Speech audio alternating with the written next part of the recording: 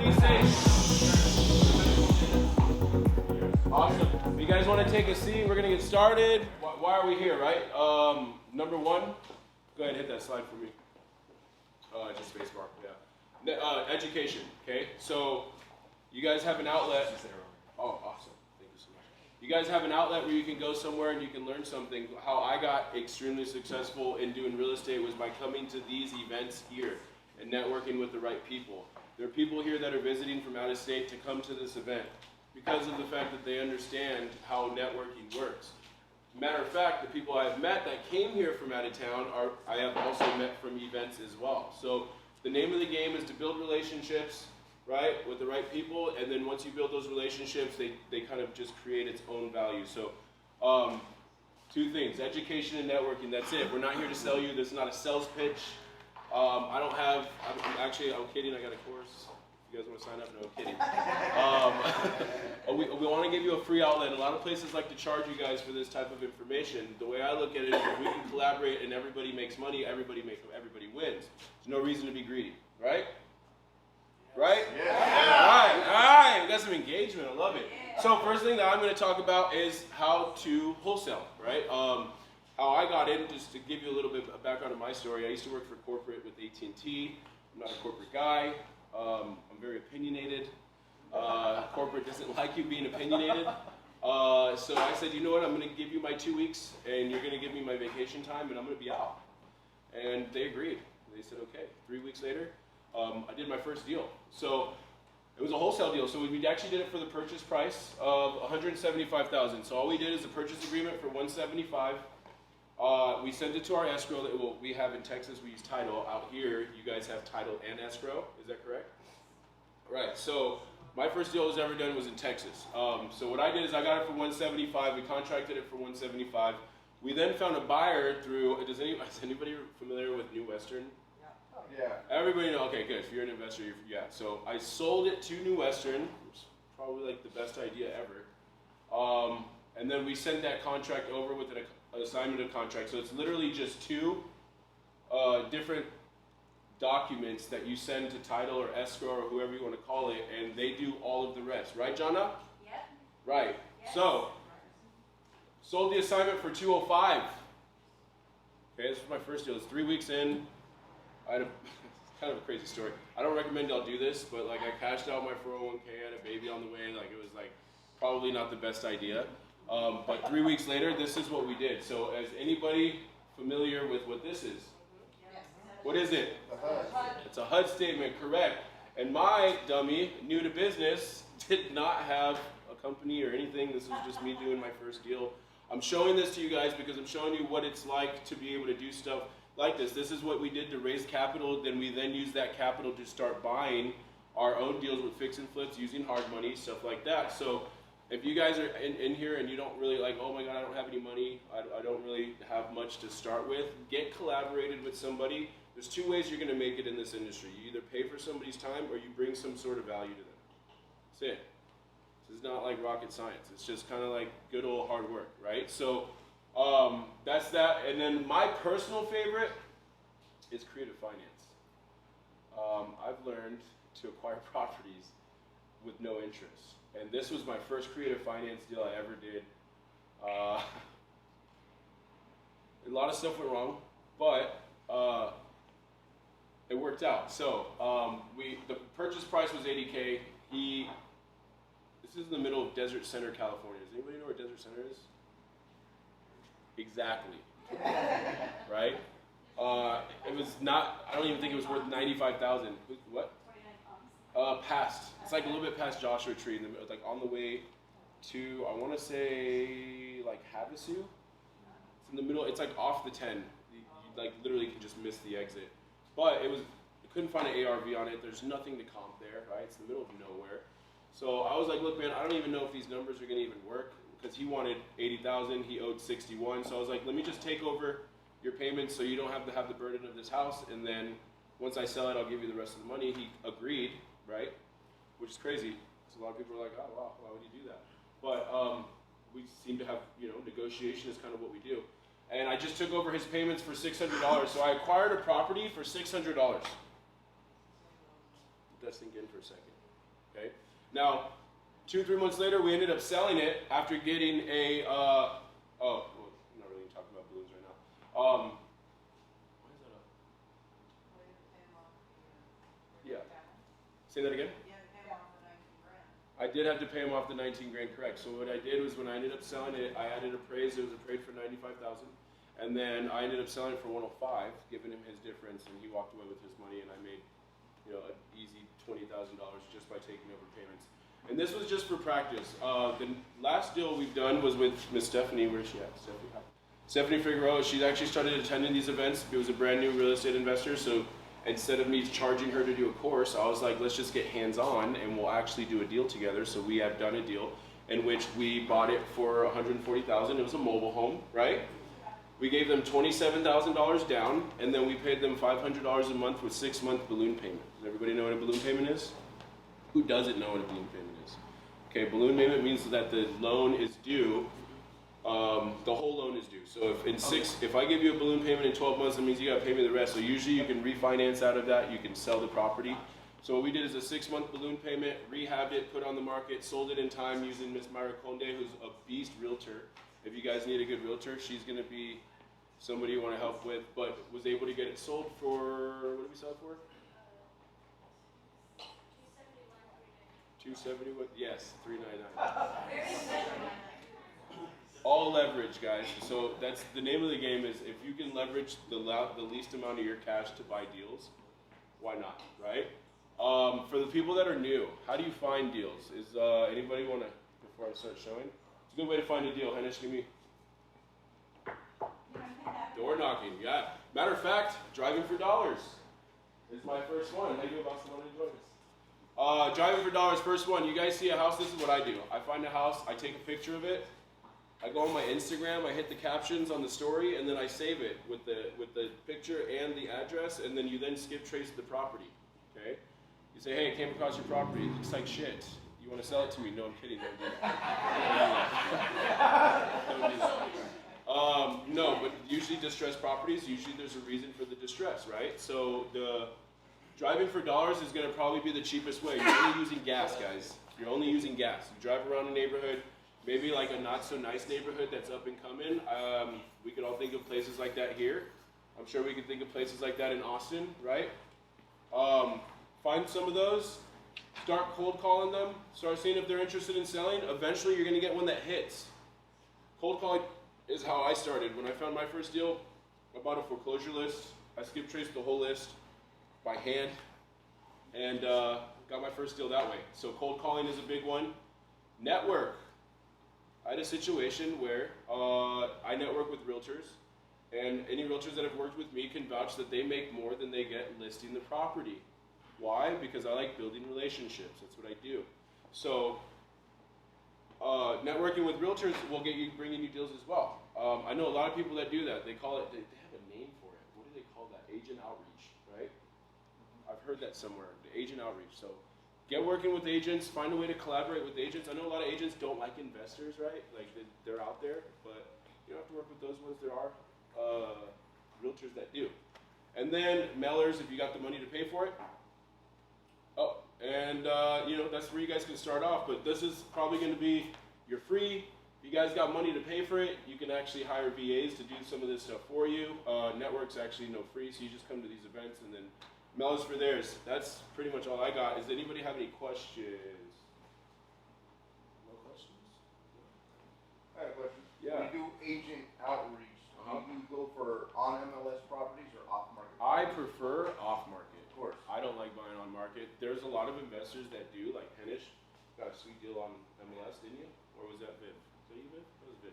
Viv knows how to scour the MLS. I pretty much never buy a house on the MLS. Yeah, so he likes off market too. Viv, however, which you guys will get to hear her story, she's actually visiting from Austin, Texas, and is a real estate investor as well. She knows how to scour the MLS and do data to get like the deals off there. So everyone's different.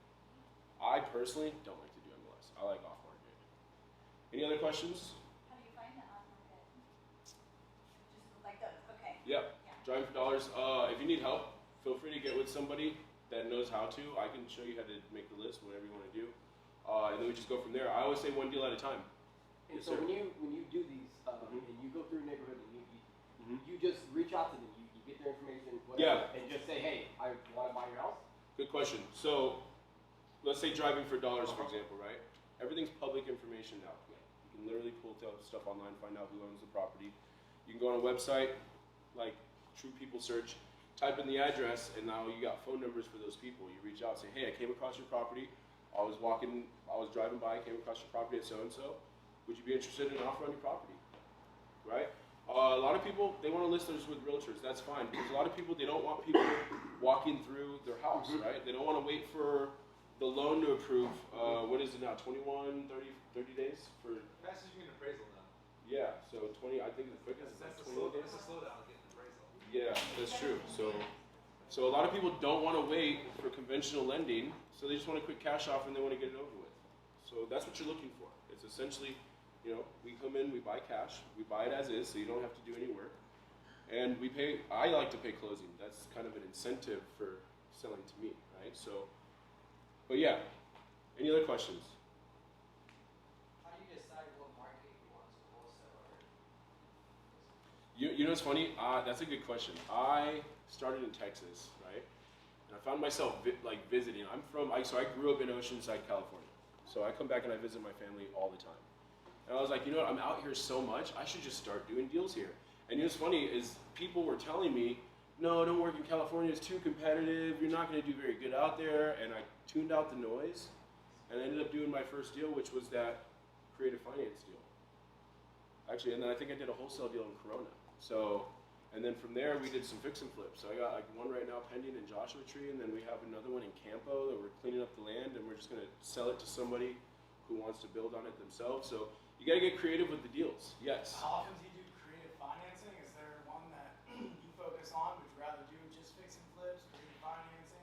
Well, let me ask you this: what's typical hard money go for these days? For me or for you guys? For the common man. The common man. Yeah, I mean, 8 to 10% in 2 points. Right. So would you rather do 8 to 10% in 2 points or no interest? No. It's a pretty simple question. Right? It's simple, right? So I try to do creative finance as much as possible. I say, look, if you want more money, I need time. If not, I got less money. You can't have both, right? You either get more money or less, more money or less time. You get what I'm saying? Yes, Javier. What do you mean exactly by creative finance? So okay, so good. When you buy a property, okay, who hasn't bought a property in here? It's okay, raise your hand. Okay, cool. So you guys are not going to be as familiar to it, but when you buy a property, you go to the bank creates 3 documents that legitimizes your loan, right? Those documents are the security instrument, a promissory note, and a note deed of trust. So by having those documents, you can actually make your loan legitimate. So when I do these creative finance deals, I have those documents enclosed, and then they get recorded with title. Or not, when they get recorded with title, and title records them to the county, it makes it a legitimate loan. So to answer your question, what was the question again? Oh, how do you? Yeah, so I use those 3 documents in which I put together you can get with an attorney. I would personally say use an attorney to write your documents for you, just to make sure you're protecting yourself. But that's it. It's just literally those 3 documents, and then learning how to negotiate with the seller on doing terms. So you're calling the seller. You're not asking them for those documents that they already have. No, I already have them. No, you're getting it once you know it's a deal, or once you know they're interested. Right. You go down to the counter, you get what you need. I have the paperwork already. I send them the DocuSign myself. So I say, here, sign these, and then we send it to escrow, and now we got a deal. And then they're happy because you're paying the payments, and then you're going to give them the difference Right. once you do your thing. Some people want to be landlords without landlord responsibilities. So when I buy your property and I'm owner financing, you're going to still get that cash flow without having to be like fixing toilets, tenants, taxes, all that stuff. Some people prefer that. Some people just want chunk. So it just depends on your seller. Yes, Austin. I was just gonna ask, when you keep saying like multiple cities, I had a deal here, I did this here, this here. How do you expand on that type of level, like in terms of Networking. just that? Okay, so you just having hear about groups, maybe some deals come in, and then you figure out the solution. So what I did is I create my own list for cold calling. So I'd hire like my own cold callers and created my own list for them and started finding deals that way. And then from the deals that are warm leads, then I go and I try to close them myself, or if not my acquisition person. Yes, Daniel. When you do creative finance, do you mostly aim for turnkey properties, or do you aim for distressed properties, or is it even playing field for any? So for me, it's if the numbers make sense. If I can make the numbers work, I mean we're not in this business for charity, right? We're in here to all make money. So if it makes money, and I've gotten turnkey properties that I've been able to just close on and then resell and make a quick profit. I mean those are fun because you don't have to really do much. You just close on it and that's it. Yes, Edgar. Where did you find your cash buyers when you were wholesaling? First one was New Western, but a lot of them come from places like this. Hennish is a cash buyer. Vivian's a cash buyer, right? So if you wanted to start maybe wholesaling in Austin, well, you can contact Vivian and let her know what she's looking for, and then simply just target those to get your first deal. So Hennish is a cash buyer. Jordan in the back is a cash buyer. All right, you two are cash buyers. Oh yeah, I heard about you. You're just beasting it up in here. So okay, so you got Victor, yeah. So here's the thing: when you guys come to this event, the last thing you want to be doing is sitting down and just waiting for us to talk. You guys want to talk to every single person here and find out what they do and ask them. You know, because that's how you're going to figure out how to collaborate. Me and Jordan met in a meetup. That's Jordan. So Jordan's 25 years old and does mobile homes out of Austin. This guy kills it. He's a beast. He's actually he also partners with Viv, who lives out of Austin as well. I met him in a meetup in Dallas, and now we're in San Diego. Nice. 4 years later? Yeah, 4 years later we're in San Diego. That's what these events can do for you guys, and that's the reason why I like to host these, because it did that for me. Any other questions? All right, a lot of questions. All right, guys, so up next, one thing that's extremely important about being in real estate is having good credit, because with better credit, you can learn to leverage your credit into profit. So with that said, I got Mr. Kenneth Smith himself with Credit Solutions. My guy's also 270K on TikTok, so if you guys want to follow him and learn credit stuff, he is famous. He just doesn't like to, he's modest about it. But he's going to teach you about credit and debt consolidation. So guys, give me a hand for Kenneth Smith.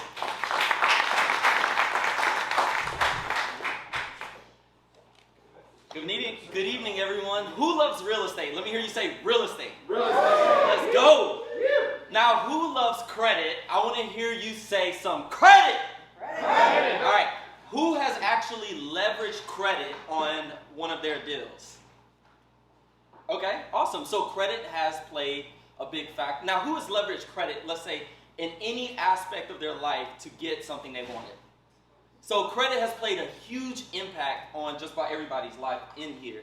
Now, credit allows us the ability to leverage the banks or other people's money to obtain real estate, money, a product or service before actually, providing payment, right? So here's the thing: in order to obtain credit, we actually must have a good financial reputation. Now, to have a good financial reputation, what do banks and other people look at? Your credit score. Yes, and your credit report. There we go. You know about credit here. I love it. So we need to make sure that we have a good credit score, and in order to have a good credit score, we need to know what makes up a good credit score.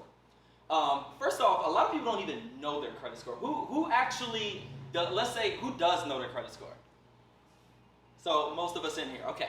But you'd be surprised. You talk to some people, it's like, hey, I mean, this group is a little different from most of our clients we talk to, but for a lot of people, they're like, oh, I have no idea what my credit score is. I haven't looked in years. So we can actually help you with that. But as far as getting a good credit score, there's 5 components that make up a credit score. If you're going to make any dish, right? Let's say you're going to make pizza. You got to have the cheese, you got to have the pepperoni, you can't forget the bacon, and you can't forget the pineapples, right? So you got to know your actual, your ingredients for your pizza that you're going to make. So same thing with a credit score. You want an excellent credit score, you need to have the right ingredients. What's number 1? Payment history. You need to have excellent payment history. 35% of our score, the largest portion of our scores, come from your payment history. 30% is debt, okay? That's the second largest portion of our credit scores. Now, when it comes to your debt, what's important to know is that lenders care more about how you manage your debt versus how much debt you actually have. Let me say that again. Lenders care more about how you manage your debt versus how much debt you actually have. Most people that have a higher credit score actually have more debt, and that's statistically, okay? And when you look at people's credit reports, people who is in the millions, when it comes to actual debt, they actually have higher credit scores. But it's all about what type of debt that you have. FICO, lenders, they love to see real estate debt if you're going to have debt, right? What they don't like to see is credit card debt, right? High credit utilization. That's the number one factor when it comes to, outside of your payment history, when it comes to your credit score. We want to make sure that our credit utilization, what's the difference between your credit limit on your credit cards and your actual balance, we want to make sure that that's actually below a 10% utilization. 30% at the highest, but really want to keep that under 10%. Now, next thing, 15% of our scores come from a length of credit history. So how long have you been in credit? Now, I know some of us are impatient. We want to be at the top of everything right away. Credit is one of those things, unfortunately, it does take some time. It is going to take some waiting, right? A lender is going to see, if they look at, Vivian, oh, you've been paying your bills on time. You got great history for 15, 20 years versus someone who's 21. It's like, well, I mean, you've only had credit for a year. You've done good, but yeah, some aspects of it is going to take patience. Now, 10% of our scores come from inquiries, which is like how many times you apply for stuff. You want to be careful on how often you apply for things. And the other 10% comes from a mix of credit, a mixture between credit cards, mortgage debt, right? Actual installment debt, auto loan, stuff like that. But just a mixture between like real estate debt and credit cards on your credit report is enough, okay? You don't have to get yourself in a bunch of cars and stuff like that to have an excellent credit score. But let's talk about where I come in, okay? Because most of you guys already know that, all right? And I'm sure most of you already have an excellent credit score. I come in where people are in really bad situations. So who's ever had something tragic happen in our life, a divorce, an injury, end up in the hospital, you lose your job, you have a bad real estate deal, something that happens that messes you up where you don't have income for a month, 2 months, 3 months, maybe even a year because you're in a hospital, whatever. We talk to people all day long who's had some of the most unfortunate things happen. That's where we come in. So I actually worked for one of the largest credit repair companies in the nation. Worked really high up in the company. They paid me multiple six-figure income, and I ended up buying out their non-compete to start my own company. So I started GE Credit Solutions, and with this company, it started off as, we're a credit repair company. But what we do actually now, we've actually gone and we focus on getting people out of debt, okay? So we provide free credit consultations. The things that a normal credit repair company will do, where it's like, hey, don't pay your collections, dispute. I don't know how familiar y'all are with the industry, but we're definitely against that, okay? You need to make sure that if a collection is yours, you need to pay it, okay? It really is. It is what it is. I'm not going to go too in depth. Like I said, I know most of you guys are in that situation or in that field. But if you guys have clients, or if you're in a situation where you have had things happen, you have collections, you have repossessions on your credit report, late payments, stuff like that, you need help, you need guidance. I have experience with thousands of people, and I can definitely help you out. So things that other credit repair companies will charge you $1,500 to start, $99 a month, keep you in for 2-3 years, stuff like that. We do that stuff, like most of it for free. So you can definitely talk with me. Where we actually make our money is we have an escrow account, FDIC insured, where our clients pay into. We have a debt settlement company. I don't know how familiar you guys are with that. And we actually take that money and we distribute it to each of their creditors, and we provide settlements for them. Depending on the state, they work with attorneys, or if they're in a non-attorney state, they'll work with somebody in their company. So that's a little rundown of what we do. Some of you have tenants, who want to buy. They don't have a good credit score. They all have family, friends, or maybe you guys, like I said, have had a situation where things have happened, right? Because it's life, right?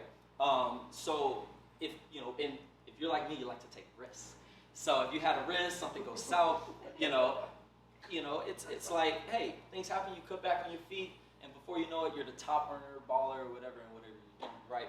So if that's happened to you, please talk with me. I would be more and more happy than happy to help you. So, yeah, that's it.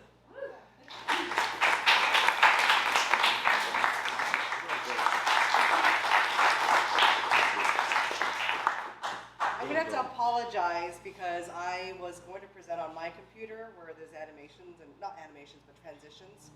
So there's gonna be a lot of keynote vomit here. I'm gonna try and walk you through step by step so you're not overwhelmed with all the information I'm gonna share with you today. So my name's Vivian. I'm gonna share with you how I've transitioned from corporate into real estate full time. And most of it happened in the last 6 years. So 6 years from now, where will your life be?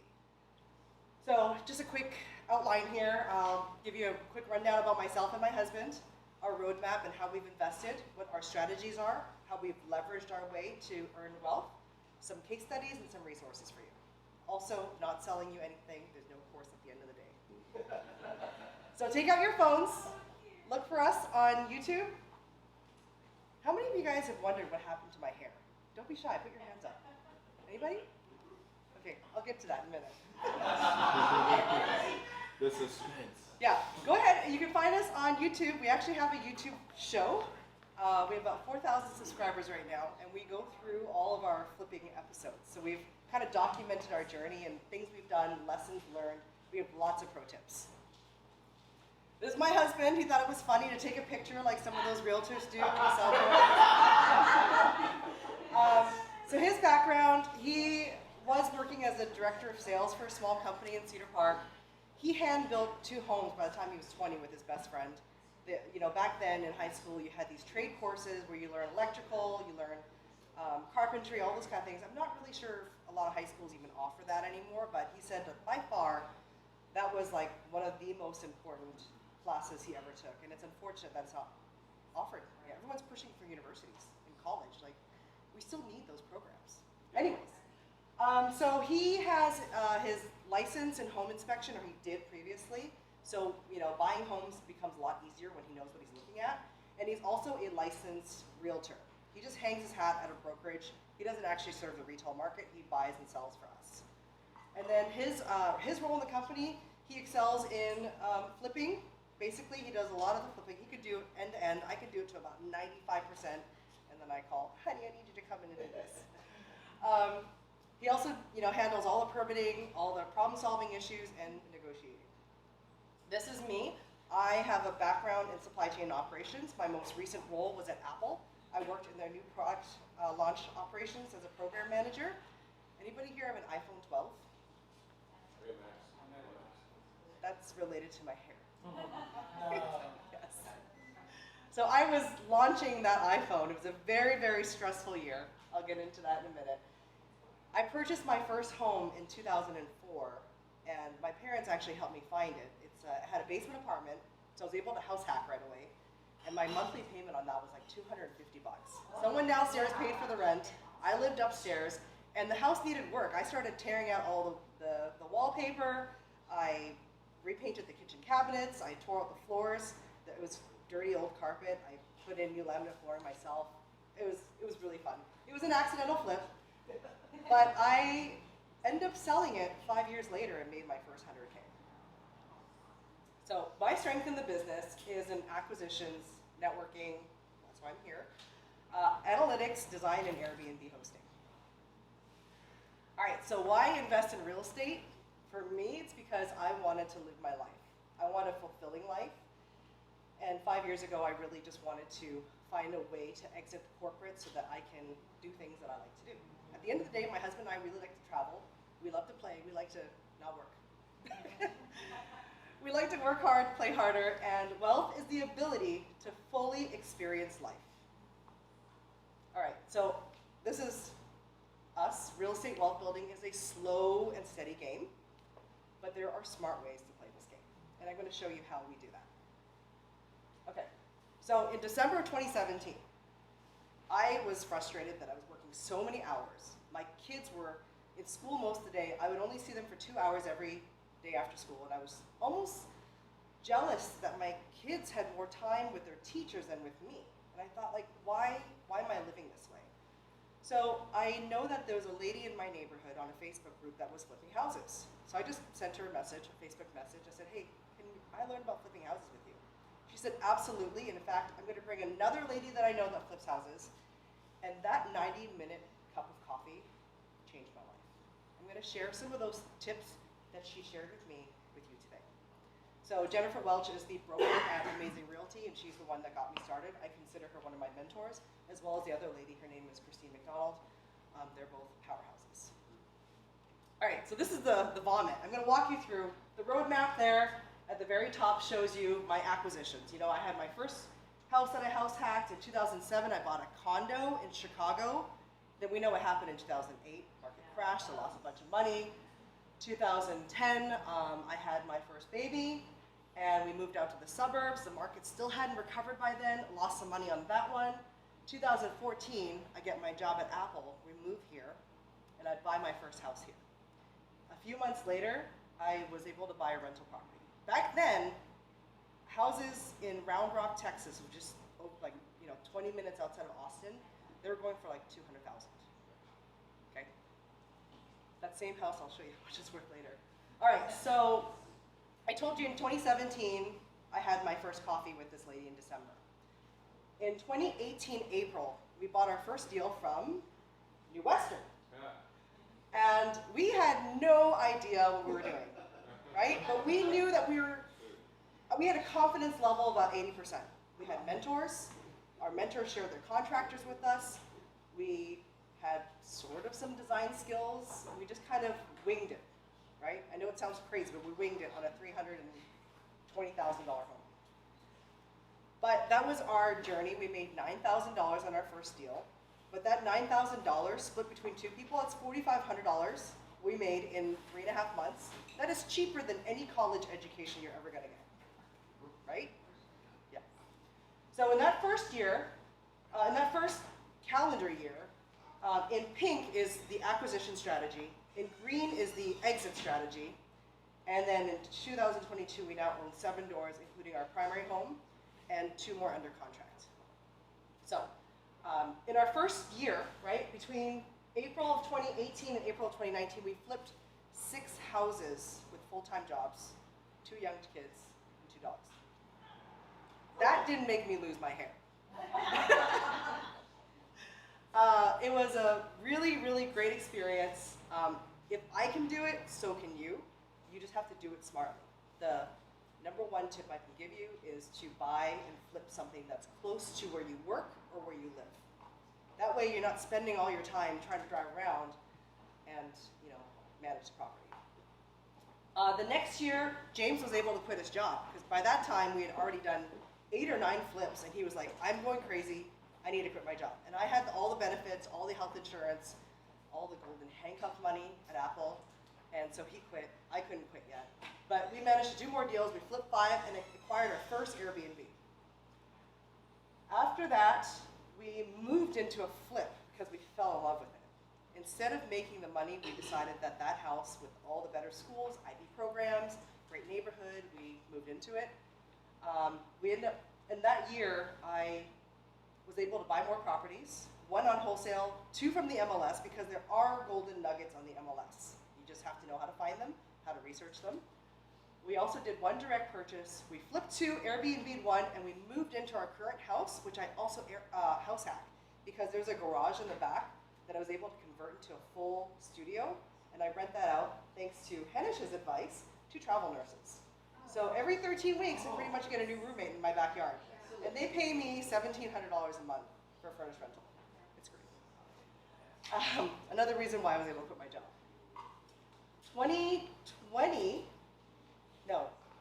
2020 was also the year that I lost my hair.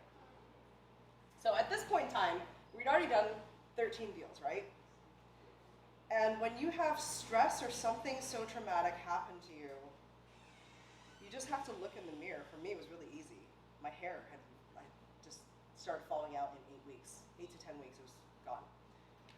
All I had to do was look in the mirror and say, like, the time is now. This is my signal, and this is my time to find the freedom and happiness and all these things we've done in the past. So that, and I'm so thankful that we had the side hustle, and we had built enough so that I could quit my job. And I'm going to show you how I did that. So 2021, I finally officially quit. I did a wholesale, I did a direct purchase, and then we flipped to wholesale one. I did my first wholesale deal. I was an assignment, I made $5,000 on it, but it was really easy. I sold it to the New Western guy that couldn't buy his own properties, like his own deals, so I sold it to him because it was a deal he needed. Couldn't acquire. Yeah. Oops, what happened here? Out of juice. No, it's on still. Oh, it just went to sleep. Yeah, I think so. Okay. All right, so let's see here. This is sort of a matrix I put together for anybody that's a beginner, kind of the evolution of what a real estate investor usually looks like. You have your entrance and your exit. The beginner buys an on-market deal. The intermediate buyer buys an off-market deal. The advanced investor does a direct buy. Your exit strategy as a beginner is typically a long-term rental. If you want to get a little bit more hands-on, you do a short-term rental. And then if you want to get really involved, you do fix and flips. Which one are you? Or which one do you want to be? Did you have something you want to say? All right, so you want to be a real estate investor. Yes? Based on that matrix, do you highly recommend that, or is there... No, it's just whatever strategy you want to choose. But that's a typical evolution. That's how I started too. And I know a lot of people have that same journey. Okay. So readiness check, you want to be a real estate investor. How many people want to be a real estate investor? Okay. So you want to have some funds. People that say you can buy things with zero money, he might tell you that, but it'll still cost you a little bit in the end. Of course. You should have some You gotta have some funds. skin in the game. Yeah. I was really lucky. You know, I had a really good corporate job. I sold a bunch of stocks to get me started.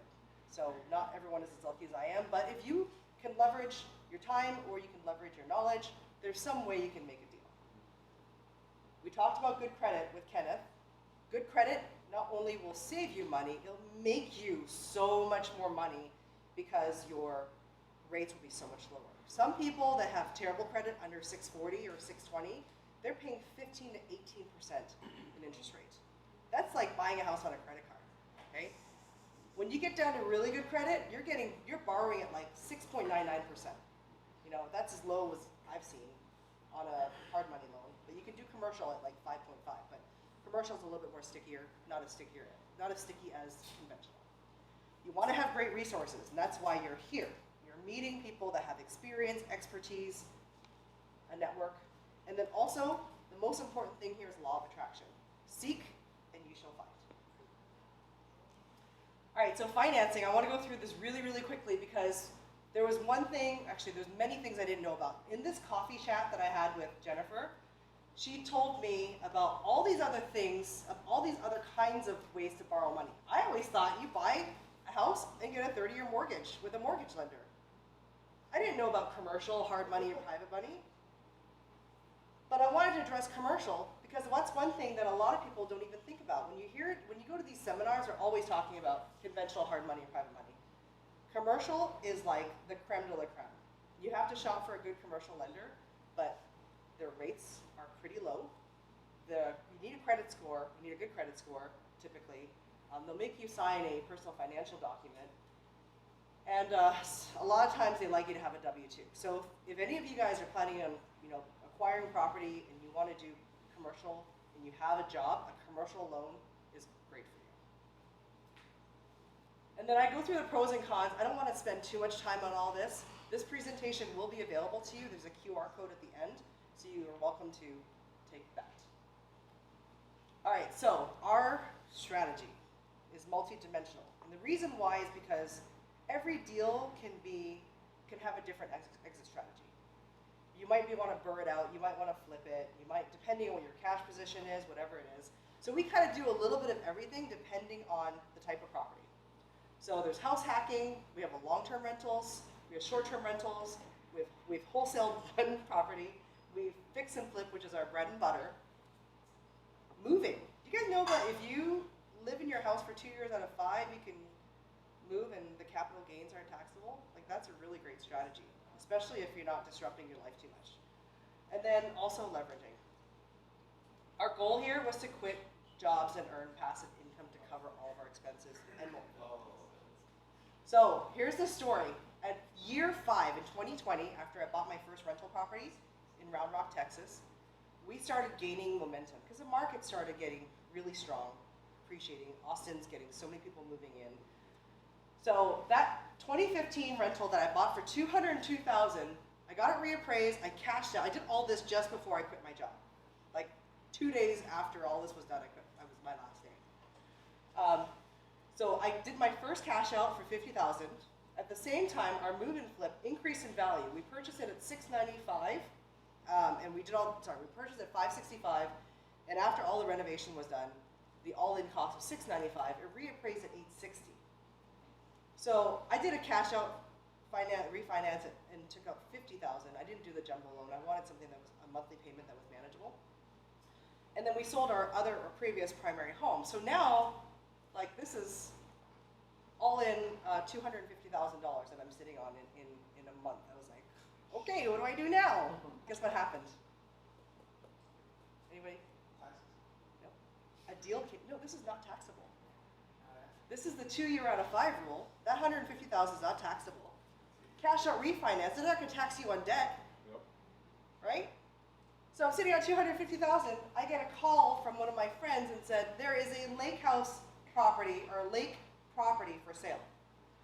It was a garage, 1.75 acres. They wanted $235,000 for it. I offered them $250,000 for it. And we turned this dirty, ugly garage into a lake property, lake house. And you'll find that YouTube episode on our channel. Is that not taxable because it's Texas? Or? It's not taxable because when you live in your home for 2 years out of 5, that appreciation, that capital gain is not taxable. Up to $250,000 for a single person and $500 for married. And then when you're doing a cash out refinance, they're basically giving you equity, and it's a loan. Yeah, it's a debt. So I leveraged that money, and I bought this. We converted this dirty garage into a lake property, and we Airbnb it every now and then, just to, because I paid cash for it. I refinanced it. And my monthly payment on this thing is like $1,200 a month. So I Airbnb it to pay for that. It's my favorite place to spend on the weekends. And then when the kids are out of school, we'll probably be there all the time. It's tiny, but it's mighty. All right, so no money, no talk. Who is lending money to 2 unemployed people? Right? Like, before I quit my job, I literally called 40 lenders just to compare notes and find out who's doing what. I found out, like, those fix and flip loans, the origination fee can be as low as 1%. Some are even up to 4%. Some are as low as 7.99% interest rate. Some are as high as 16% depending on your credit score. I'll share with you who I'm using, and then you can see that at the very end. And then for 30-year term, like, I quit my job. I don't have a W-2 anymore. Like, one of the primary necessities of having a mortgage with a Fannie Mae Freddie Mac loan. I learned about DSCR loans. It's a debt service credit ratio loan. Basically, that property, if it has enough rental income to cover the cost of the loan, then it's qualified. The one thing you need to know is that the rates are a little bit higher, and the underwriting is pretty easy, but there are step-down prepayment penalties. Basically, like, they make money if they make you this loan for at least 5 years. So if you sell it before 5 years, you're going to pay some prepayment penalties. But there are ways to do it. You can quit your job, and you can own real estate. So I'm going to give you a case study here. This is the BRRRR method, the buy, rehab, what is it? Buy, Refinance. yeah, repeat. So this is a driving for dollars. I was driving, fixing up a property, and this black and orange for sale sign caught my eye. I drive this road every day. And I was like, what is that? And I called my husband. I said, there's a house that has a for sale by owner sign on it. I've never seen it before. I can't stop right now. You go. So within 15 minutes, He went there, he's like, I can't find this. Oh, I found the sign. Called the owner, and the owner's like, my tenants destroyed the place. My tenants destroyed it. I don't want to keep it. So James like, how much do you want for it? He's like, $200,000. So James wrote him a $500 check. He's like, here's $500. Hold it. Let's close next week. So down payment by using leverage. I put 10% down. I borrowed $180,000. I renovated about $55,000 in my own money. My holding cost was $7,000. My all-in is now $82,000 investment. Yes. Really quick, holding cost is how long it's taking you to renovate it and you're paying. Yeah, my interest payments, my property taxes, utilities, all that kind of stuff. Okay, I was able to refinance it, and they gave me a new value of $405,000. Okay, so that new loan became $303,000, which is 75% of the after repair value. I cashed out $101,000. That means they gave me $19,000 to do this. I got paid to renovate my own property, and I got to keep it. That's pretty cool, right? I think it's pretty cool. Yeah. So what did I do with it? I turned it into a midterm rental. I call this the pink house. The market rent is $2,000. Midterm rental rate is $3,800. Mortgage, property taxes, and insurance is $2,047. My utility is $350. I net $1,403 on this. Okay. So now let's repeat it. Midterm rental means? What? What is midterm? Midterm. So Austin has permitting processes for short-term rentals. They don't give out short-term rental permits anymore for non-owner occupied properties. So a midterm rental is like 30 days and more. So there's lots of people renovating their homes, people that are just checking out Austin for a period of time. Lots of people are remote now, so they want to work somewhere else. They want a comfortable place. This is really close to my house. It's like 8 minutes away. So managing is super easy for me. Net income is per month. Yeah. The cleaning cost, the customer pays for it. Yeah, they pay for that.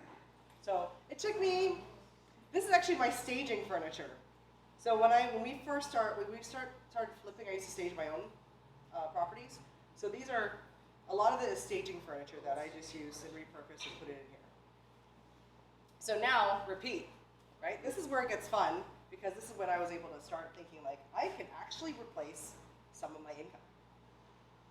So this is the pink house. I make $1,400 a month net on it. This is my greenhouse. I make $1,700 a month on it net. My blue house is a duplex. So on one side I net $2,800, which is really great. This is the studio that I have at the back of my house. And then my lake house I put $0 because at the end of the day it's more of our fun house. And the way that I advertise it is through the MLS, Airbnb, Vrbo, and Furnish Finder. Okay, so that's $91,000 a year.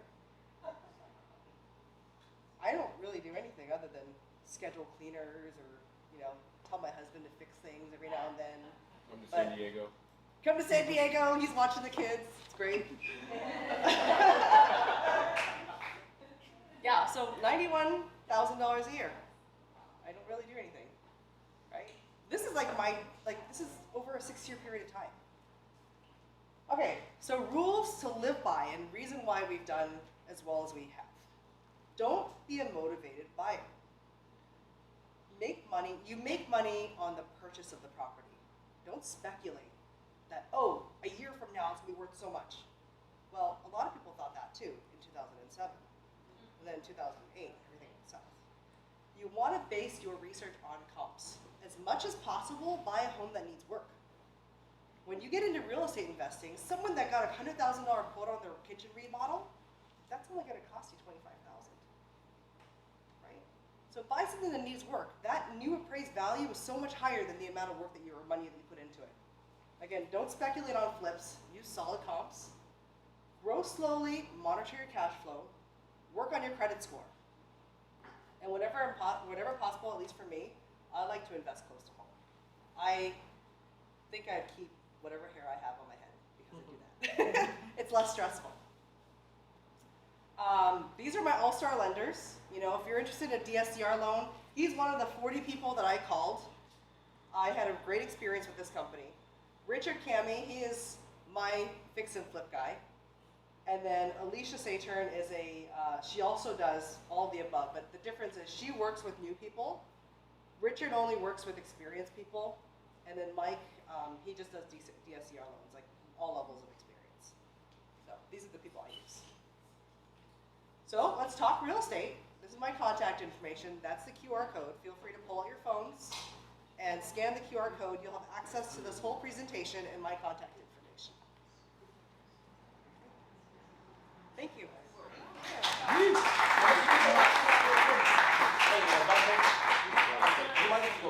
Oh, questions? Okay, yes. Question? Yes. Yeah,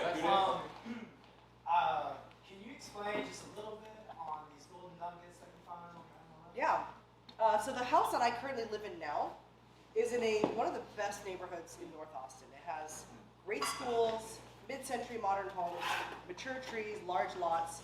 And I found this house. It had been sitting on the market for 71 days in 2019. I was like, why is it sitting on the market for 2019? For 71 days for so long. So I told my husband to go look at it. He looked at it. He's like, yeah, the house is great. It's a little bit dated, super dated, 1976, no renovations, lots of walls. Keep it the same. That's not Yeah, the episode's on my YouTube channel.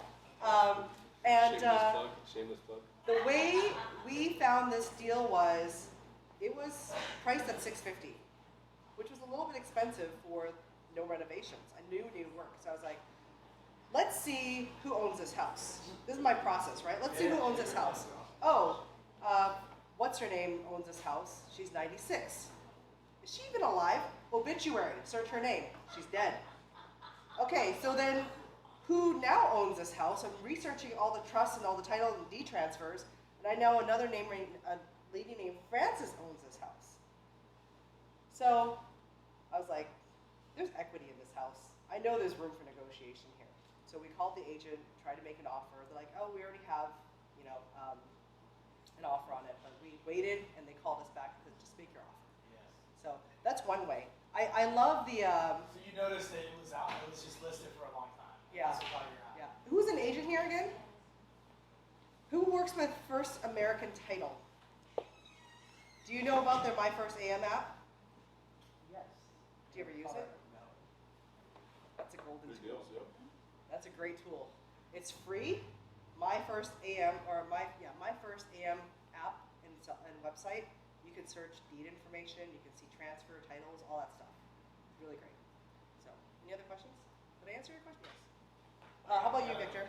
How does your acquisition department look? Is it just you? Do you have a team? Do you have phone callers or? I was the acquisition person myself. Last year, I invested in Facebook marketing, and then that company kind of went sour. And then I found Jordan. I found him on a bandit sign because I kept getting leads for mobile homes, and I didn't know what to do with them, so I called him, and then myself, and another lady named Lydia, the three of us worked together. We're working on building a tool right now to generate more leads. Yeah. But I found deals in all ways. Anybody else? Yeah, just one more quick question about the Airbnbs. Do you still have those Airbnbs? Yeah. And are you at all concerned with like some of the bills that are passing that are kind of limiting? the So amount? mine is sheltered because mine are midterm rentals. So it's not an Airbnb. Right. Choosing the right Do you know strategy anything about for your that? I market. mean, I'm just curious because you're in Texas, right? Yeah. So it's all statewide, but it's all happening like nationally. Yeah. So I was just curious, kind of what's happening in As Texas. long as you do over 30 days, you're golden. So to tie on to that, it's funny because me and Helena were just talking in the back of this, and in some places in Florida, there'll be some cities that will allow you to do less than 30 days and some that won't. And there's another guy from the last meetup, he's not here, Ed, but for those, corporate housing. So you just convert the Airbnb to something else, but you're still Pretty running much. the same business model. Yeah, because you can't not have a rental if you want to be, so you Yeah, just yeah, gotta, yeah. it's the way to adapt. Okay. Any other questions? Yes. So when you're in acquisitions and you're acquiring from the MLS, do you negotiate, obviously you negotiate lower than asking price. What's the range on that? 30, 40K below? I think it depends. It depends on how much I want to make on the deal. Okay. Like I sort of start with the ARV value, take off the realtor commission in the calculation, how much it's going to cost me to renovate, and then how much I want to make on it. And then I kind of get an idea of how much I'm willing to pay my top number, and then I try to go from there.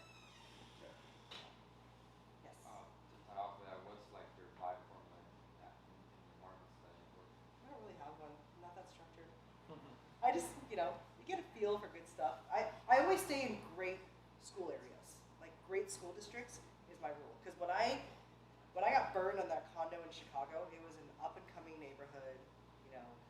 I lost money for 10 years, $600 a month for 10 years, and then I lost 55,000. Hennish is on the same page as me. Like, stay away from condos. Why is that? They don't make money. HOAs, they don't make money. You can't choose who your neighbors are. You can't choose who's paying There's their less HOA buyers for dues. condos. There's more restrictions. Yeah. Any other questions, guys? That's it. Thank you. Thank you, guys.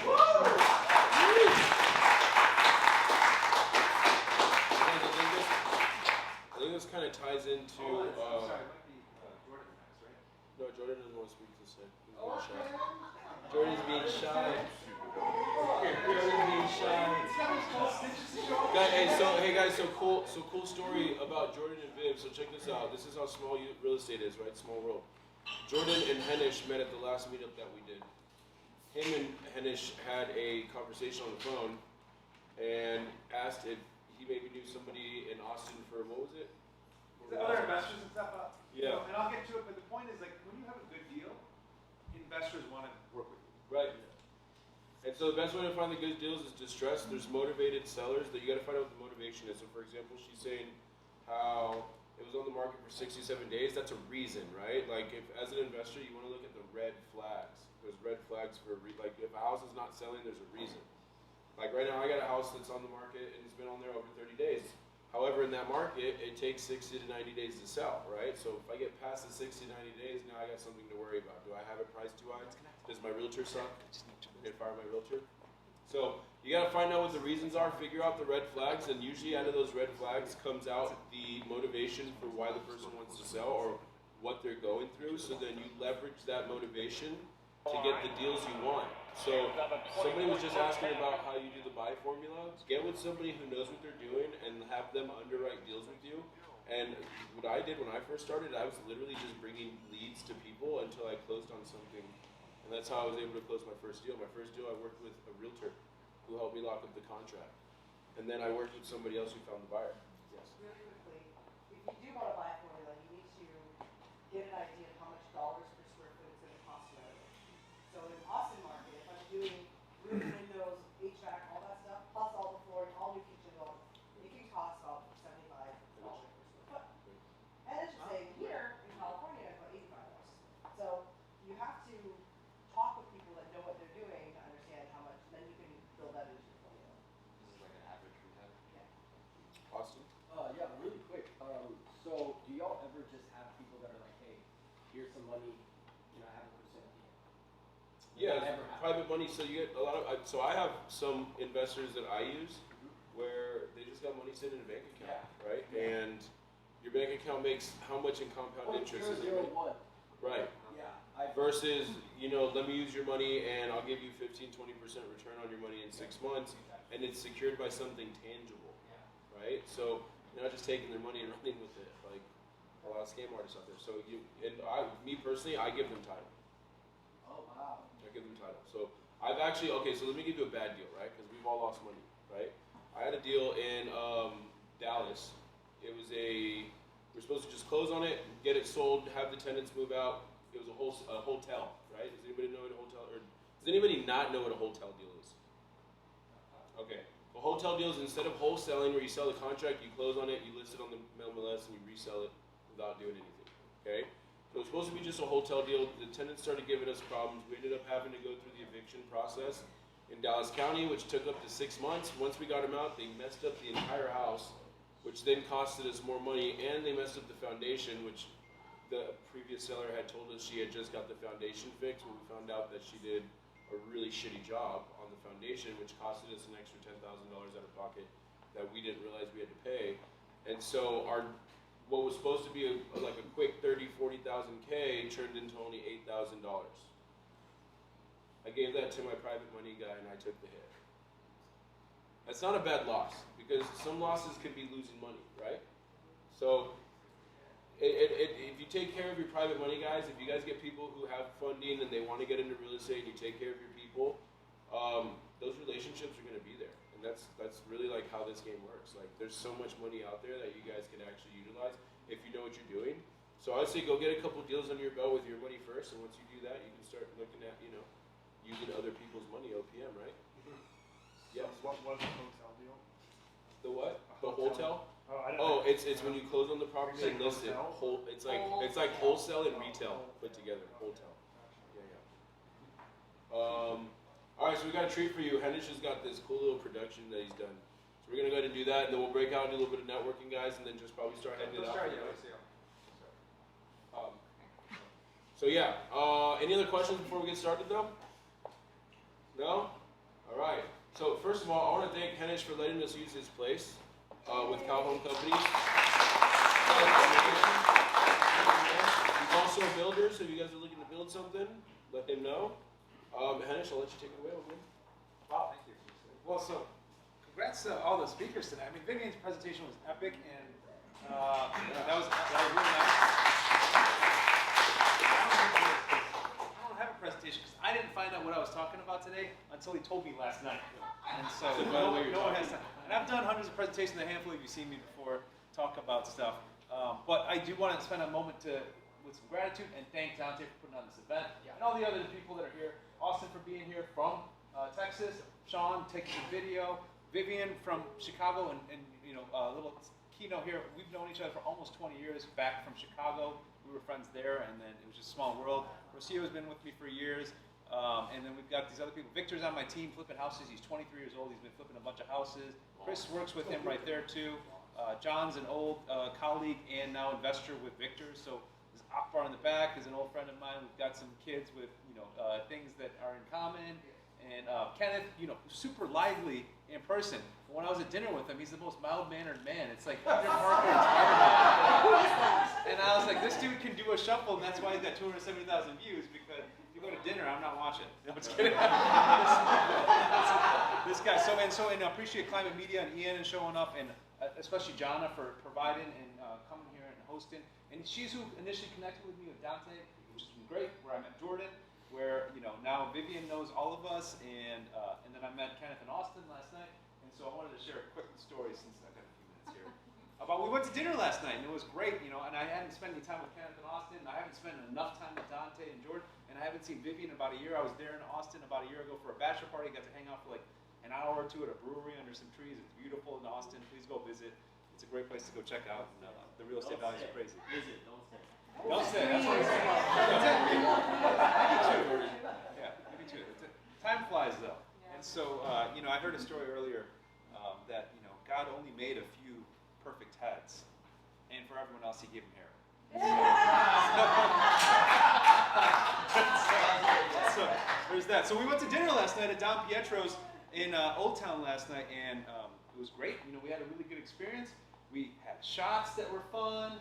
We had food that was good. There was lively music. And at the end, I'm whispering over to Dante. I was like, "Hey, how do you want to split the bill? I'm cool with covering if we need to, or what? I don't want to disrespect anyone." He's like, "Let's play credit card roulette." And I've never done this before, right? I mean, it was an expensive bill. We had bottles of wine, we had shots, we had appetizers, we had dinner, everything. That's what I figured it was about 600. I didn't know, but it's a credit card roulette. And so, put all the cards in. He takes the hat off of some patron near us. I don't know why. I didn't have that hat on me. He takes a hat off of a poor lady next to us, and he's like, "I need your hat." And I was like, throw the credit cards in, and he asks the waiter to pull the cards, right? Pulls the card, and Austin's hoping it's not him. Oh, I was freaking. He's got kids. He just lost his wedding ring somewhere. Oh, I did. I found it. We didn't find it. So I didn't get the intermediate part. But guess whose card they pulled? Because it wasn't mine, it wasn't Ken, it wasn't Dante's, it wasn't Jordan, who's flipped 200 mobile homes. It wasn't Vivian, who's making $96,000 a year sitting on her ass. It was Austin, who had just lost his wedding ring and was about to get beat by his wife. Why did we pull it a second time? I missed that part of the story. So I'll tell you what happened, because I was right there, okay?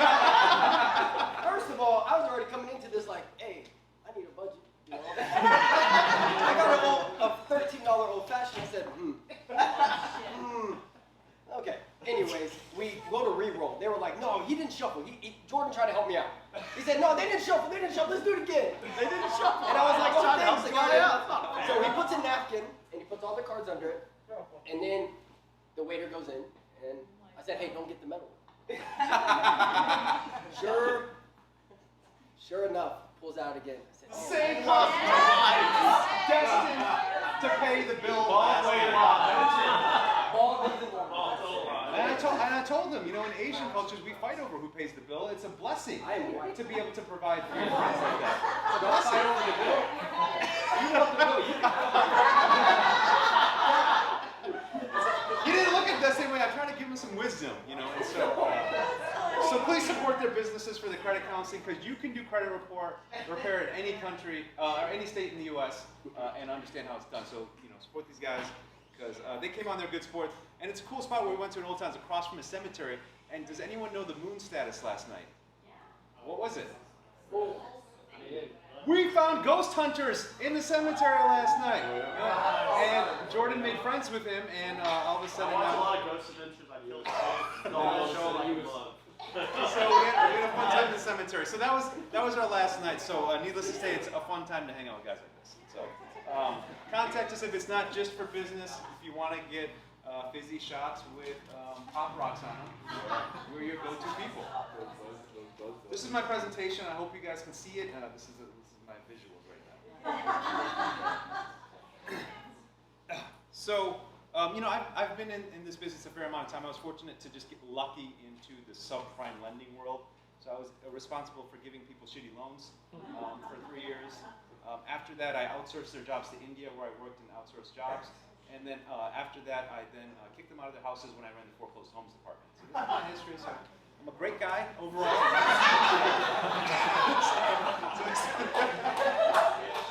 So you know, but it led to you know, opportunities to flip houses, and I sat in my office running this foreclosed homes department. I was like, this is cool. I make money. I've got an office. It's got gray walls. It's cool. But the guys on the outside make an extra zero, right? I'm making 150. They're making $1.5 million. You know, this sounds great. Let me get my license, and I'm going to start selling houses and REOs. This is great. It's not so easy, right? And it takes some work, and you got to figure out how you're going to work. And I figure there's two kinds of people in the world. There's people that work hard, and there's people that complain there's no work.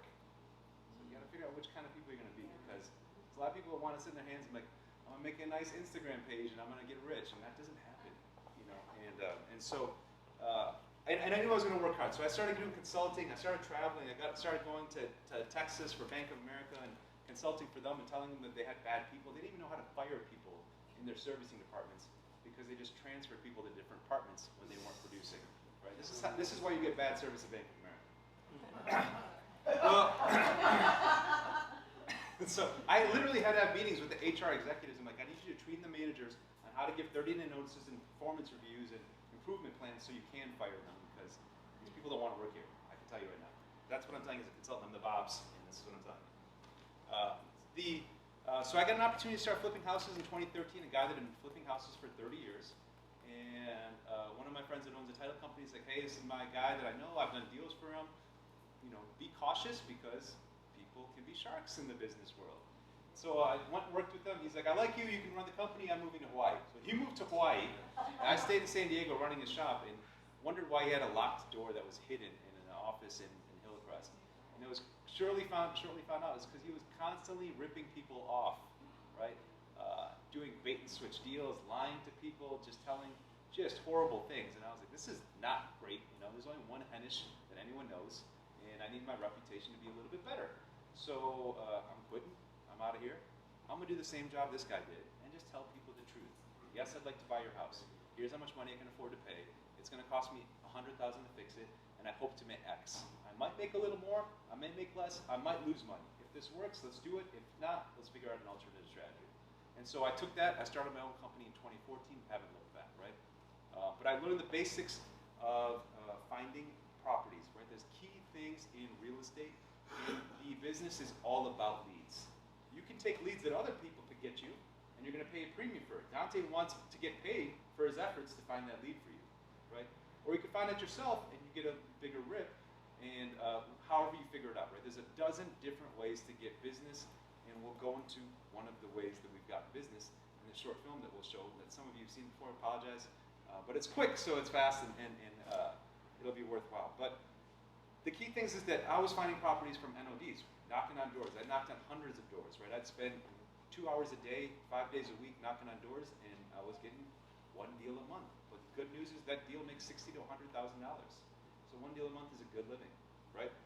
But it took me knocking on 100 doors a week for that and staying on top of it, right? And eventually I was able to teach people how to do that, and the mindset and the skills that it takes hours for me to teach them now on the basics of how to knock on doors. And I got Javier in the back on my real estate team as well that's doing that, and he's grinding through it, and it's a grind, and it's tough, especially post-COVID, because COVID kind of screwed up my business, right? It's good to have other businesses when you have things that have a ripple effect in the economy, because during COVID, no one was getting foreclosed. There was a foreclosure moratorium, right? The government said, great news, no one's gonna lose their house, don't pay your mortgage. And so that's kind of conditioned people to continue to not pay their mortgage during the foreclosure moratorium end.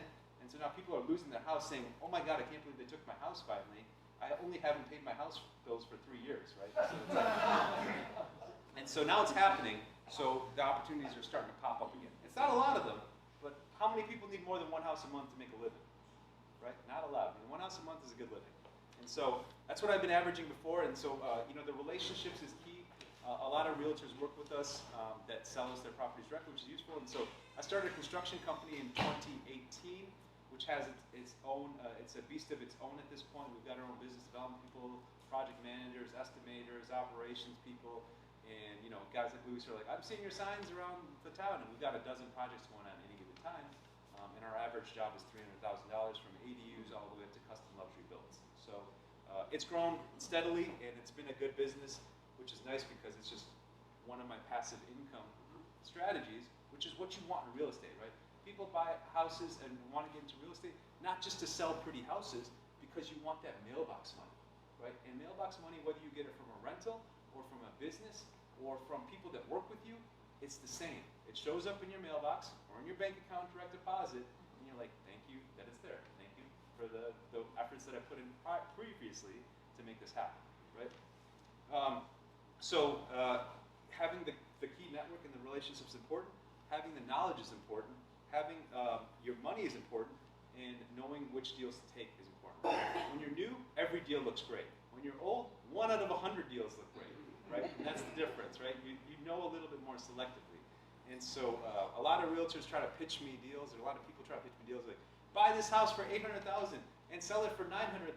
And yeah, it needs all this work. And I'm like, that makes $0. In fact, I probably lose money on that deal, right? And so once you figure out how to work a spreadsheet and figure out all the holding costs, you learn how that looks. Because a novice says, that's $100,000. An expert says, that's negative $20,000, right? And that's the difference. And so you'll have to understand how that works, because the holding costs are 1% a month, right? So if I'm holding a house for 4 months and I bought for $800,000, in 4 months alone, that's $24,000. On the back end, if I'm selling the house for $900,000, I paid an agent at least 2%, but I'm a reasonable person, so I pay him 2.5%. So I'm not paying him $25,000 right there too, right? Meanwhile, I'm paying other things along the way, taxes, et cetera, et cetera. It's a loser, right? You've got to have more than a $100,000 spread at that price level to make money. So it's good to be able to get the leads and say no. When you're new and you get a lead and you're like, I want to say yes to this, well, it might be worth your while to say no. And so one of the key things is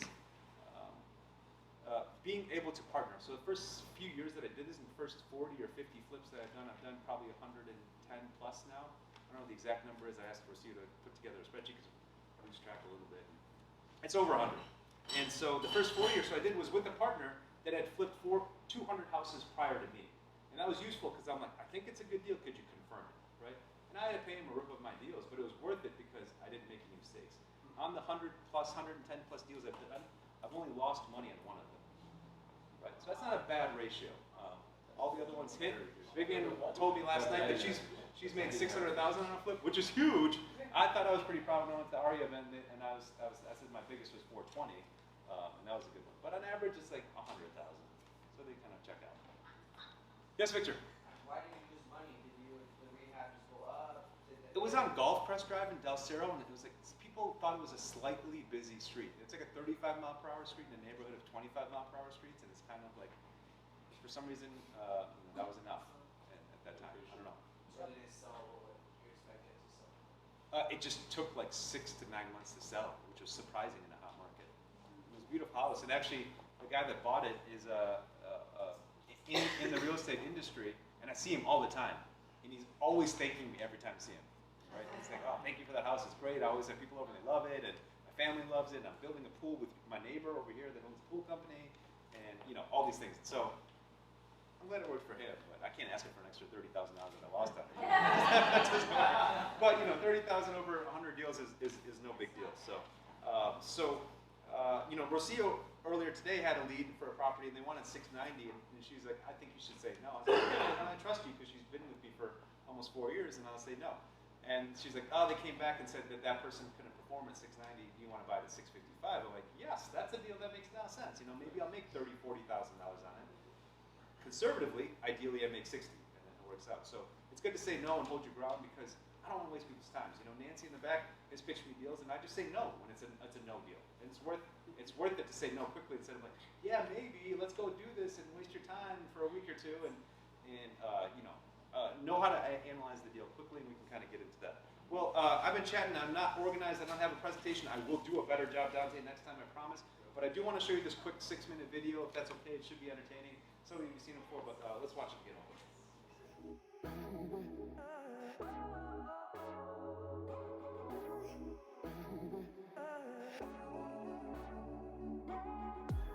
Okay, so got a lead from Rocio on my team.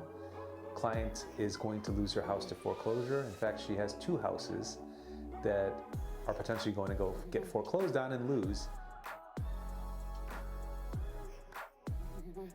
And she wasn't aware of the problems, so we met with her to review the situation, confirm in fact that she was going to lose the house if we didn't step in. So when I first spoke to the trustee of the estate, she was distraught, she was lost, confused, and it was important for me to guide her through the process and make her feel comfortable and trust us that we will help her along the way.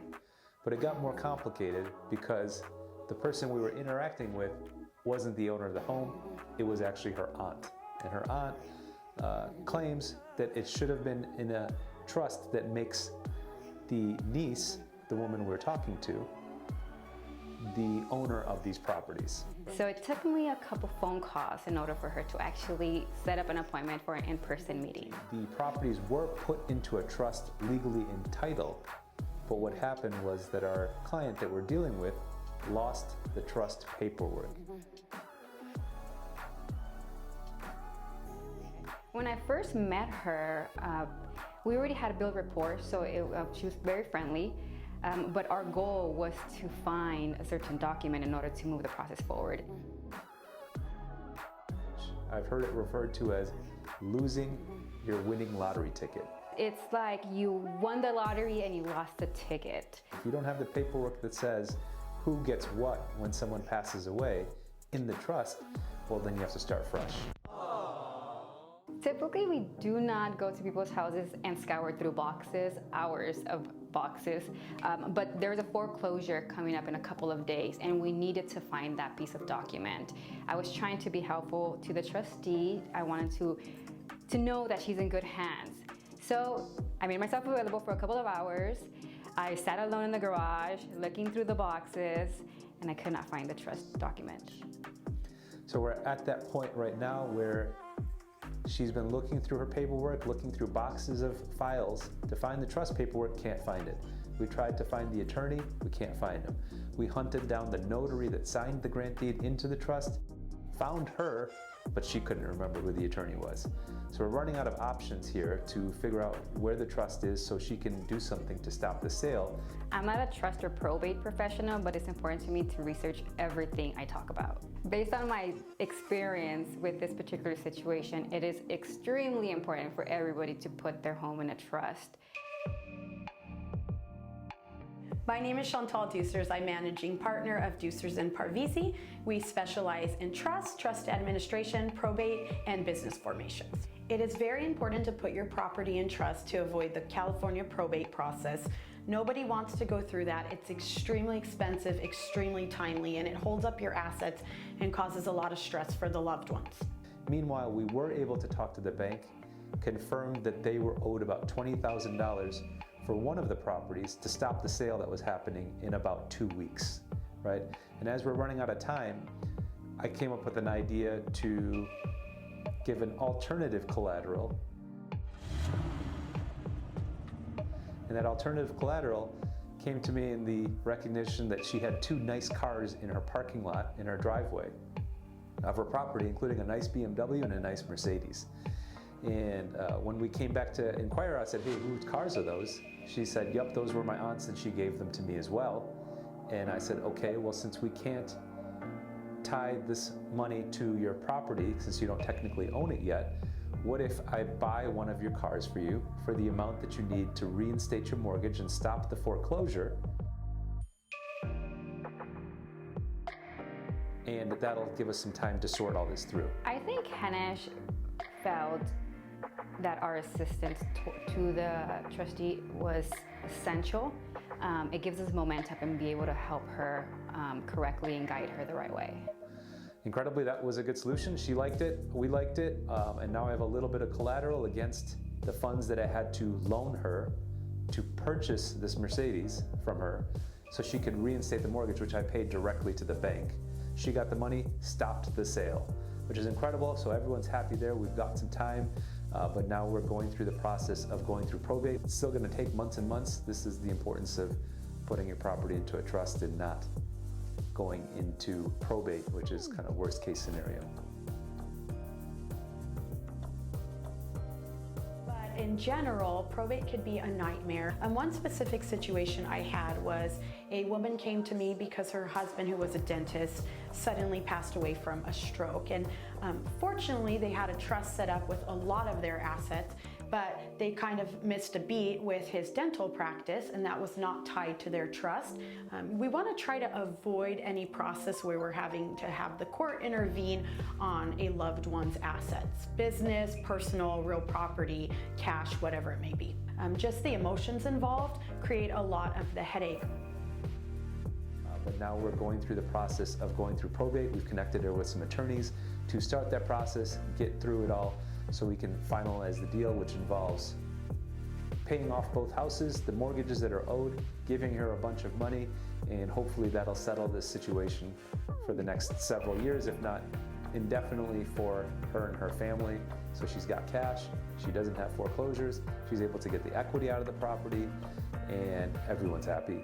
CalHomeCo is special because we care and we're willing to learn. CalHomeCo, we do that.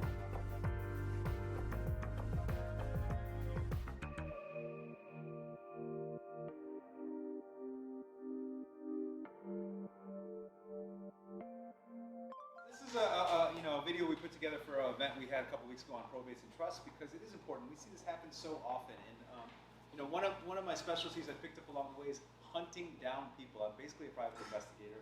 I've literally found successor trustees from finding dead people's Facebook pages, friending all of their friends, and then asking them, hey, did you know your great grandma owned this property and it probably has some equity? Is it worth a few minute conversation with me to find out more, right? Wow. And in this case, the woman was 101. She passed away when she was 96. She still had a Facebook page active. She had 21 friends, right? Not super popular, but they were all her family. They were all her family. And she wants to see her kids and grandkids and great-grandkids.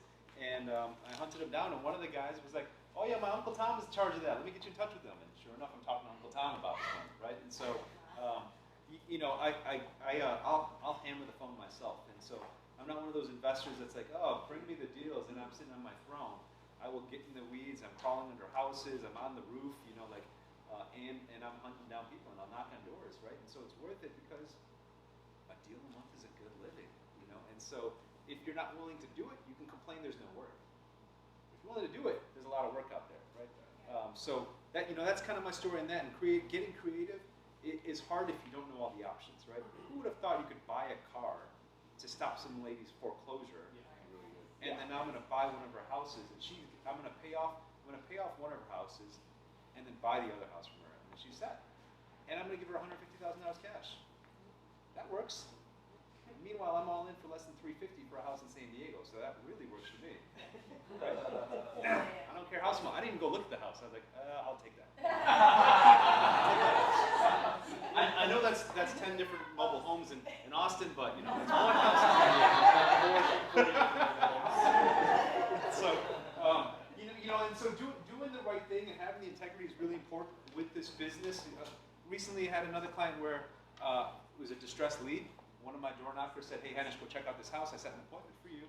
And I showed up, and the woman is so confused. All put together, hair done, makeup done, jumpsuit on, clean house. And she's like, "I don't know who you are, but come into my house." I'm like, "Oh, man, this is horrible. This is how people scam elderly people." And I was like, "You have to have adult children." You know, she told me she does. I was like, "Let's get them on the phone because I don't want to do anything with you until I have someone confirm that you've got what's going on here." So find her adult sons and find out that we thought we had it covered. Tell us what we need to do because they're in different businesses. And so I was like, "Here's what you need to do. You need to wire $16,500 to XYZ Bank. Here's the routing number, here's the wiring number. Send it tomorrow, right?" And they do it, and they're like, "Thank you so much. I can't believe you helped me." A guy came in here and literally gave me a hug. He's a 60-year-old construction worker. He's like, "Between me and you, when my mom passes away, I don't want to keep this house. My family all lives in Vegas. Maybe you could sell it for me. Or maybe you can just buy it for me. Whatever you think is good. You tell me, because now I trust you, right?" Cool. Well, the first thing you need to do is put your mom's house in a trust. Got it, right? Here's some attorneys to call. I gave them their numbers. Here's some attorneys to call. Follow up a week later. "Jeff, it's Hennish. Did you put your property in trust?" "No, I'm going to get to it right away." A week later, he calls me. My mom died. So 2 weeks after I met her, mom died. Not in a trust, still. And we found out something, and I learned something, a couple months ago when this was happening, where, the mom, we had found the paperwork. The mom had literally signed over the grantee to put it into our family trust. We found the trust paperwork, but it wasn't recorded, which is just as good as not doing it. So it wasn't recorded, but fortunately there's an exemption in probate called the Hegstad exemption, and they're able to file for an expedited processing to show that the son that I was talking to, Jeff, will be the successor trustee and the administrator and can take care of it. So we're in that process right now. And, it's a 1,700 square foot nice house on one of the Mount Streets in Claremont. So if anyone's got a buyer, it should probably go for about $1.2 million. So that'll be coming up soon.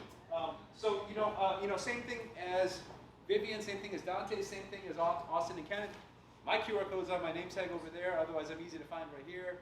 And right here, and I got some business cards around. Let's talk and chat business because I've done this 100 different ways, and this is my full-time job. I don't have other businesses. I build houses, I buy houses, I sell houses. That's what's going on. So, thank you for your time, and let's enjoy it. Make sure you meet other people around. All right, guys. Before we break off, how many people got some sort of value out of this? I love it. Yeah, cool. That's what the purpose of these things are. So a couple things I want to touch on about what Hennish said was there are a lot of sharks in this industry. Starting out in this business, I got screwed on a $15,000 deal, which obviously, you've been in this industry for a while, it's not a lot of money, but when you've never made that money in your life ever, it's a lot of money, right? So it almost made me not want to even do real estate. Are these the type of people I got to deal with? I'm like, do I really want to do, right? So I think the main thing is to get with the right people, right? And so having Hennish telling his story and what he does, and obviously talking about integrity, you guys want to make sure you guys get connected with the right people. So that's why we have these meetups for that. Another thing is finding the deals, right? One thing he just touched on is finding the deals. If you notice, he's talking about distressed properties or probates. So obviously there's some form of motivation that allows them to be able to give you a deal out of that. So be able to know that, right? Like at the end of the day, we do real estate, but I think realistically what we really do, realistically what we really do is we're professional problem solvers, right? He solved a problem that ended with him buying a house, right? So if you guys can solve a problem, that's going to turn into a deal. Because usually when somebody has something and they can't figure it out themselves, that's where you're going to end up finding something. Like I just did something very similar. The guy actually hadn't paid his bills in 3 years, and his HOA was going to foreclose on him. He was going to lose his house. We stopped the foreclosure twice. And then got a divorce back in 2011. Got a divorce in 2011, never took the wife's name off it. We tried to contact her. She didn't want anything to do with us. So trying to get a hold of her was super hard. Couldn't get a hold of family, nothing like that. So we had to send an attorney after her, pretty much saying like, hey, you need to sign this or else we're going to come after you, because it said in his divorce decree that he gets the property. So again, professional problem solving is going to help you find the deals. Find out what their problem is, solve their problem. That's pretty much it. And then again, I'm gonna reiterate this, right? If you're new in the industry and you want to learn, get with somebody who's been actively doing a lot of deals, or go pay $10,000 for a course. That's pretty much it. You're gonna have to pay. You're gonna have to bring some sort of value. Okay, so just keep that in mind when you guys are doing that. Bring some sort of value or pay some money to learn. I've actually paid for courses. I think there's value in that, because a lot of people pay for college degrees that they end up not even using, and now they're hundreds of $1,000s in debt, and they don't even use and they don't even use their degree. They don't even use what their degree's for, right? So why am I going to go pay for college when I can give somebody who's actively doing something in the game $10,000 to let me see his entire business model, so I can pretty much just copy and paste. So either add value or pay somebody. That's pretty much it. That's all I got for you guys. Thank you guys for coming. Feel free to mingle for a little bit. Also, if you guys want, get with Sean. We're going to do some interviews. I want to hear some takeaways from some of y'all, please. We're going to be doing like a little cut, and if you guys want me to like tag you in it, I'll do that as well. If not, probably do it anyways. So, thank you guys again, guys. Thank you so much.